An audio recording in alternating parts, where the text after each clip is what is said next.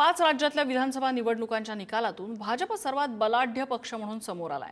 आसाम, पश्चिम बंगाल आणि पुदुचेरी अशा 3 प्रदेशात सत्ता मिळवलेला भाजप आता देशातील सर्वात शक्तिमान पक्ष आहे।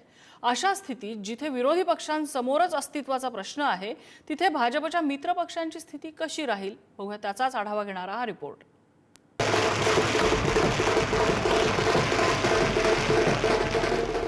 हा जल्लोष, हा विजयोत्सव आणि त्यावर कळस म्हणजे पंतप्रधान मोदींचं भाजप मुख्यालयातील विजयी संबोधन। भाजपला आता या दृश्यांची सवय झाली। भाजपला आता या विजयांची सवय झाली आहे।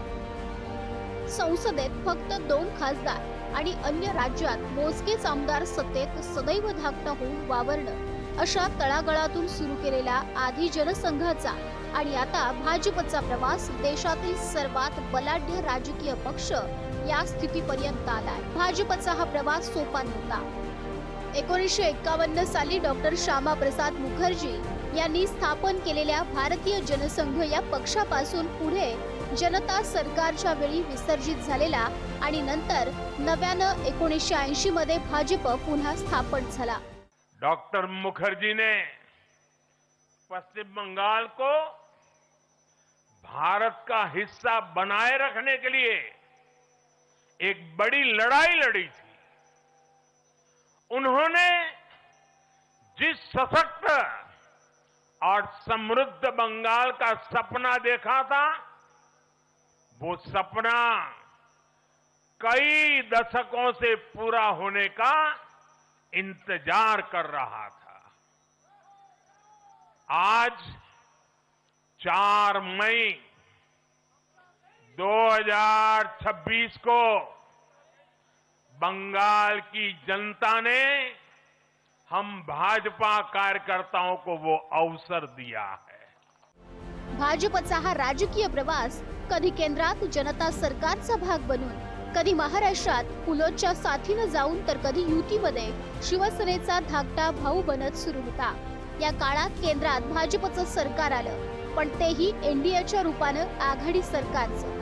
या काळात कधी ममता, कधी जयललिता किंवा महाराष्ट्रात बाळासाहेब ठाकरेंना सांभाळत सरकार चालवण्याची कसरत करावी लागली। मात्र हाच भाजप या सर्व काळात आपली ताकद वाढवत होता आणि आज भाजप भारतावर खऱ्या अर्थानं 100% राज्य करण्याच्या दिशेनं जातोय।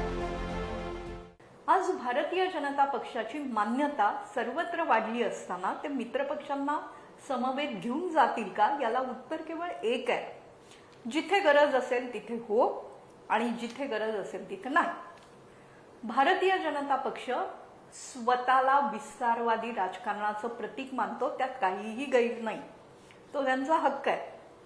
तो हक्क प्रत्यक्षात आणत असताना त्यांच्या आड आलेल्या शिवसेनेचं नेमकं काय झालं आपण पाहिलंय। शब्द देऊन पाठिंबा न देणाऱ्या राष्ट्रवादी काँग्रेसचं काय झालं तेही महाराष्ट्रानं पाहिलंय।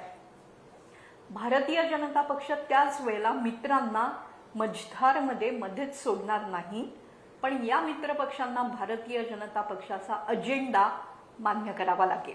भाजपची ही घोडदौड जशी विरोधी पक्षांसाठी धडकी भरवणारी आहे, तशीच भाजपच्या मित्र पक्षांसाठीही काळजीत टाकणारीच आहे।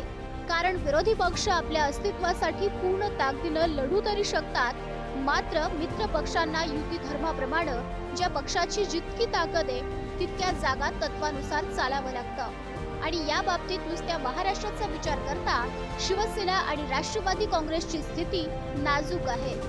इंडिया आघाडीचे भविष्य अत्यंत उत्तम आहे। एक बघा, इंदिरा गांधींचा पराभव झाला त्याआधी ते देशातली सर्व राज्य जिंकली होती त्यांनी।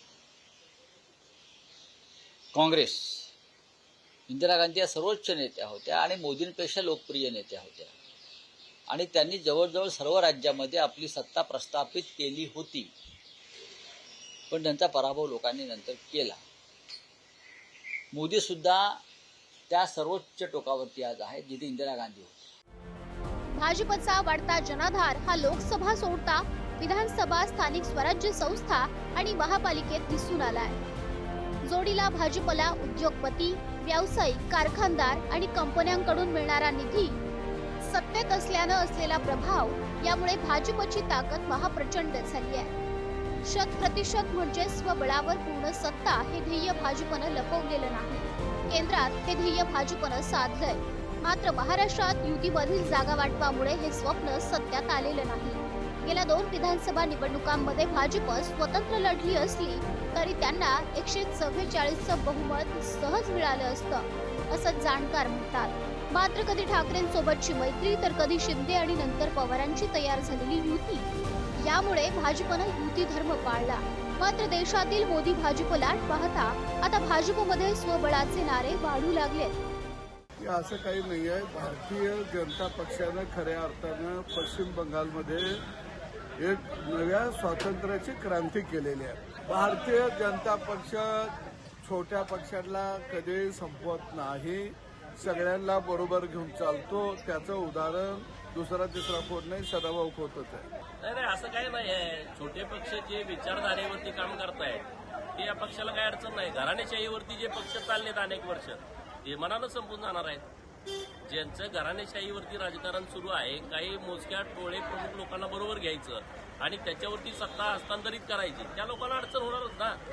विचारधारेचा पक्ष असला छोटा तर चालेल, विचारधारा नसेल तर संपून जाईल. उत्तर प्रदेश, राजस्थान, मध्य प्रदेश, गुजरात नंतर महाराष्ट्र हे आकार आणि समृद्धीच्या दृष्टीनं मोठं राज्य आहे. भाजपचं इथे स्वबळावर सत्ता मिळवण्याचं स्वप्न आहे. देशात अकाली दल, नितीश कुमारांचा जनता दल संयुक्त, रामविलास पासवानांचा लोजपा आणि हे असे घटक पक्ष आता क्षीण झालेत. महाराष्ट्रात शिंदेची शिवसेना भाजपच्या आधारे स्वतंत्र अस्तित्व ठेवू नये. अजित पवारांच्या निधनानंतर राष्ट्रवादीची सूत्र भाजपकडे गेल्याचं तर माध्यमांमध्ये उघडपणे म्हटलं गेलं. त्यामुळे भाजपची आता भरारी पाहता विरोधकांपेक्षा मित्र पक्ष काहीसे चिंतित असतील का, हा प्रश्नच आहे. ब्युरो रिपोर्ट, पुढारी न्यूज.